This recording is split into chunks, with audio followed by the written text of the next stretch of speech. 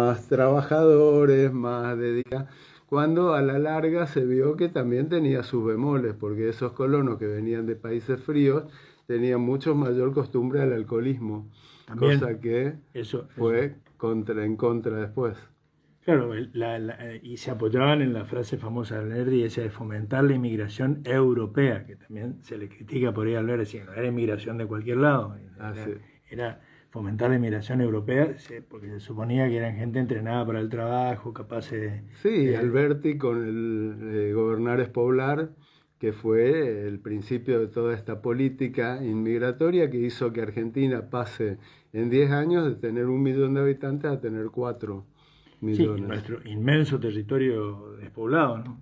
Claro, el territorio que fue conquistado a los indios y a los locales y que necesitábamos poblar, así como en Rusia, Catalina de Rusia, que era alemana de sangre, se lo llevó a los alemanes del Volga y los instaló en el Volga para cultivar la tierra y todo. Argentina hizo convenios con distintas comunidades de Europa, entre ellos también los alemanes del Volga que se querían ir de Rusia porque le cambiaron todas las condiciones, que era que podían tener su propio idioma, no tenían que hacer el servicio militar, que podían tener su propia religión. Los sucesores de Catalina cambiaron las reglas, armaron las valijas como buenos alemanes y se Sí, vinieron se para el sur. volvieron. Bueno, ahí todavía se siguen peleando. Los pobres polacos son, como decía no me acuerdo qué historiador, el corredor. Cuando los alemanes iban para el este, pasaban por encima de Polonia. Cuando los rusos venían para el oeste, hacían lo mismo. Este, Así es. Y puntualmente este caso es un bueno, ¿y caso cómo te muy dedicaste a Bellavista? puntual, es un caso muy puntual. Como te decía, yo lo estudio a Lowenthal porque fue el padre de la colonización judía en la Argentina, que es mi tema de los dos primeros libros. Pero antes de la inmigración judía, vino Lowenthal justamente a hacer ese relevamiento. Incluso Lowenthal era un judío agnóstico que era masón, igual que Lamas. Había sido contratado por la Armada Francesa para ir a tratar con un medicamento que él había descubierto una epidemia de cólera en la Cochinchina, en Eh, Tonkin. Cuando se entera el periodismo francés que habían contratado a un alemán que era el enemigo sí, pues. para trabajar en un barco de la ¿Eso qué Marina año? francesa, se armó un En qué año escándalo. fue eso? 1889. 1889. Pleno todavía efectos del caso Dreyfus. Sí, También, sí. pleno. Bueno, este fue el affair Lowenthal, así como fue el affair Dreyfus. Dreyfus, este fue el affair Lowenthal, en el cual salió en todos los periódicos. Tengo los recortes de todos los periódicos de Francia donde hablan de que están contratando un espía enemigo, que son tontos. Entonces le retira ese contrato, disuelve el contrato, pero Lowenthal, que ya era profesor titular de higiene en la Universidad de Lausana, en Suiza, y que tenía consultorios en Francia y en Alemania, había cerrado por 6 meses para irse a trabajar. Lamas, que era masón, le dice, bueno, venite a la Argentina, aprovecha que ya suspendiste todo, yo te pago el pasaje en primera clase, tenés libre tránsito en todos los medios de transporte allá y redactás un buen informe sobre la Argentina para nosotros hacer propaganda de nuestro país. ¿Qué tal? ¿Mm? A pesar de Un que millonario. Lamas en realidad era uruguayo, pero Ah, bueno, mira. pero bueno, tenía la camiseta puesta. Entonces, ahí se viene Lowenthal, empieza a subir por el río Paraná y visita las colonias de Paraná, de Entre Ríos, de los alemanes del Volga, que estaban por ahí cerca, visita Esperanza, que es considerada la primera colonia realmente que siguió fecundando, porque en realidad la primera colonia fue en Corrientes. Pujol, en Santa Ana, fue la primera colonia del país. Ah, ¿Mm? la primera se hizo en Corrientes. Sí, nada más que duró muy poco tiempo y se disolvió y se dispersaron los colonos. Pero bueno, se fue hasta Las Palmas, donde estaba el ingenio de Las Palmas de los hermanos que eran escoceses y que la visité este fin de semana. Fue el primer lugar de Sudamérica donde hubo un grupo electrógeno y que generó electricidad. En Las Palmas. En Las Palmas. Y traído... Antes que en Buenos Aires, que en Brasil, que en Colombia, que en todos lados. ¿No? Entonces visitó ahí, encontró irregularidades, que no les pagaban con dinero a los colonos. El grupo electrógeno, sí, realmente medio de los primeros del mundo, porque ¿de qué año estamos hablando? Y 1889 estuvo Lowenthal, pero el grupo electrógeno fue de 1880 por ahí. Probablemente. Así que, porque no lo leí bien ayer que en la infografía, pero sí, ahí está todo. Bueno, entonces Y después de visitar Las Palmas, visitó Las Toscas y visitó Bellavista. En Bellavista había la colonizadora de Corrientes, creada por Mariano Ilosa, que era un médico goyano, y se juntó con su cuñado, y yo calculo que esas tierras habrán sido de las esposas, porque no sé si todavía no pude descubrir bien de quién eran las tierras esas. ¿Las tierras de dónde? Que estaban en Bellavista. En Bellavista. Donde fundan 2 colonias, Progreso y 3 de Abril. Entonces, traen colonos alemanes, franceses, holandeses, belgas, luxemburgueses, y les prometen un montón de cosas, que le dan la tierra, la pueden pagar en cuotas. Hay una fábrica instalada en Bellavista que les va a comprar todo lo que producen, le van a dar una casa, le van a dar una vaca con un ternero para que produzca leche, le van a dar bueyes, arado, semillas, café, carne. Esa era la propaganda que vendía Lowenthal y compañía en Europa. No Lowenthal, Mariano Ilosa. Mariano Ilosa. Mariano Ilosa. Entonces llega acá y ve que ya habían muerto 200 de hambre y que no les daban nada, y que en vez de café le daban cáscara de maíz tostado, y que le daban la vaca pero no el ternero. Entonces la vaca dejaba de producir leche a los 5 o 6 días, y que los bueyes no sabían arar, y el arado estaba preparado para la tierra de Europa y se destruía a los 2 minutos, y no había herrero que lo arregle en la comarca, que también le pagaban con bonos para comprar las cosas en la proveeduría, que casualmente era de la colonizadora de Corrientes, y que aparte los tenían presos, que si necesitaban ir a Bellavista tenían que pedir permiso para poder irse. Como si no fueran libres en este país. Entonces, además venían con el cuento, digamos, prácticamente con la propaganda, digámoslo eufemísticamente, de que venían a uno de los países más libres del mundo. Claro, por supuesto. Entonces, ahí Lowenthal... Lejos de los autoritarismos europeos, de los imperios, de los reyes, acá estábamos en democracia. Así es. Después pasa Lowenthal por lo que actualmente es Moisésville, que fue la primer colonia judía en la Argentina de Pedro Palacios. Y encuentra también... En Santa Fe. En Santa Fe.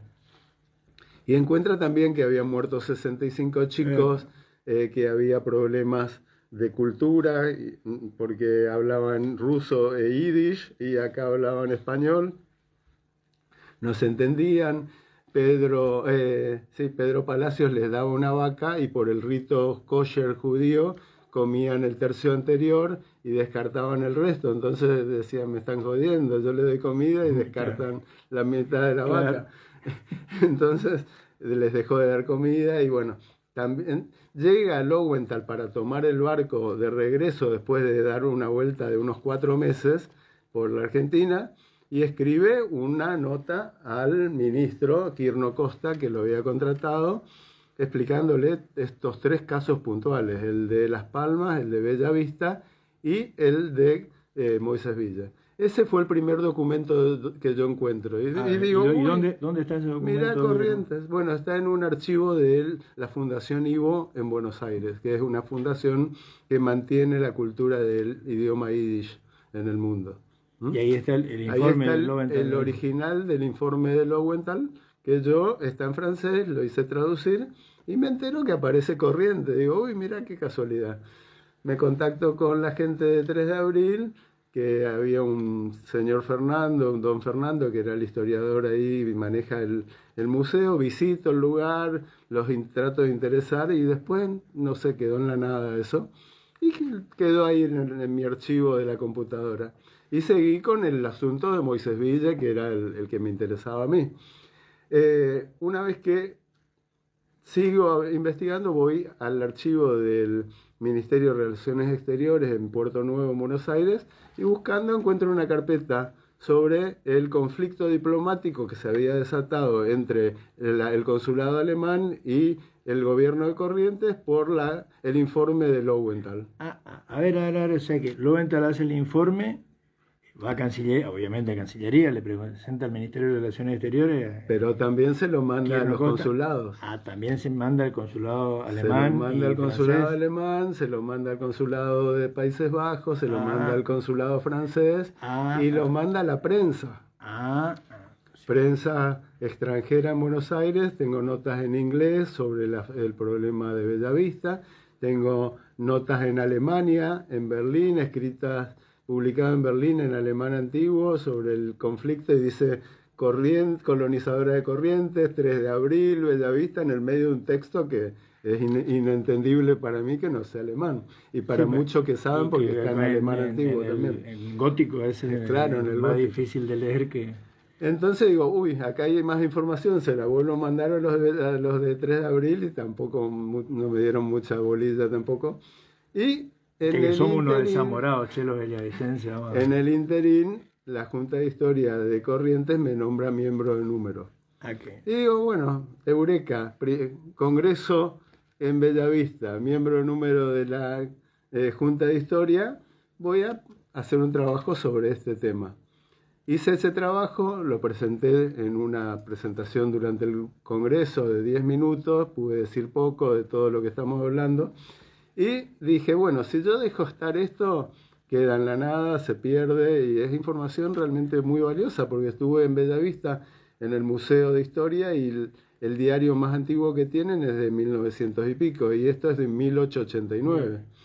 Entonces le dije a Leonardo Moglia, ¿querés que hagamos un librito sobre esta historia? Junte que todo esto que tengo. Puede seguir creciendo en el futuro con más información, y salió y parió este libro en honor a mi padre que era partero, parió este libro y también recopilando la historia familiar de mi abuelo, que era el periodista 001 de la Asociación de Periodistas de Corrientes y un historiador de Fuste. Sí. Bueno, ¿y cómo te recibieron en Bellavista ahora, 200 años después de la fundación? Bueno, ese día estuvo muy bueno, estuvo muy interesante, la gente le interesó y ahora me invitaron a presentarlo, lo nombraron, lo distinguieron como de interés municipal con una resolución del Consejo Deliberante y mañana vamos a estar allá presentándolo en vivo y en directo. Hoy la presentación es en breves minutos acá frente al Teatro Vera. Eso tenemos que contarle a nuestros oyentes. Ya rápido vayan corriendo al Museo de la Humedal, justamente, frente al Teatro Vera, aquí por San Juan, a la vuelta nomás de la radio. Así que y te agradecemos obviamente que te haya tomado el trabajo de venir hasta aquí minutos antes de la presentación.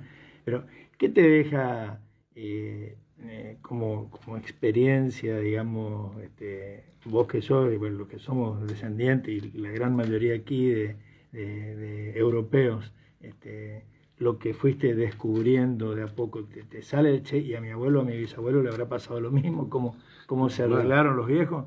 El año pasado yo presenté mi segundo libro, fue el viaje de mi familia desde Ucrania a la Argentina día por día. ¿Tu familia era? Mi familia era del Imperio Ruso, sí. En ese momento salían, es decir, los alemanes tenían la suerte de que el consulado se ocupó y mandó un cónsul desde La Paz a inspeccionar y comprobó todos los problemas que había.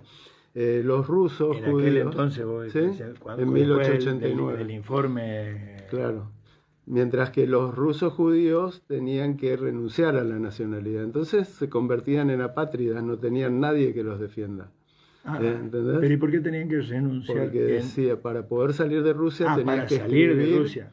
que era para nunca más volver. Para nunca más Eso volver. dice textualmente Mirá, no el sabía. permiso de salida Qué de mi interesante. familia, que yo encontré el original en manos de un pariente. Bueno, eso te iba a Entonces, pedir. Yo soy profe de internacional público y nunca había escuchado en todo lo que uno habla de los diferentes sistemas y regímenes de nacionalidad, de otorgamiento de noble nacionalidad, patria, etcétera. No había tenido conocimiento de ese un caso que un Estado diga el que sale de acá pierde la nacionalidad.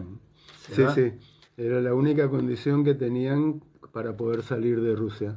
Pero bueno, esto trajo este estudio de mis ancestros. Yo soy genealogista desde el año 2000, soy presidente de la Sociedad de Genealogía Judía Argentina y el año pasado hice un curso y soy perito genealógico. Todo esto me hizo que valore la historia familiar. Acabo de conseguir la nacionalidad española por el lado de mi abuela catalana, y todo esto me encanta y es lo que me lleva a seguir hurgando en las raíces, y todo lo que tenga que ver con Corrientes, siempre el corazón está acá en el terruño del Tarahui. Y bueno, siempre que puedo vengo acá, tengo mi familia, mis hermanas, el Sanatorio del Norte de mis padres. El prestigio enorme. Y toda la historia familiar, desde que nos instalamos acá en 1903-4.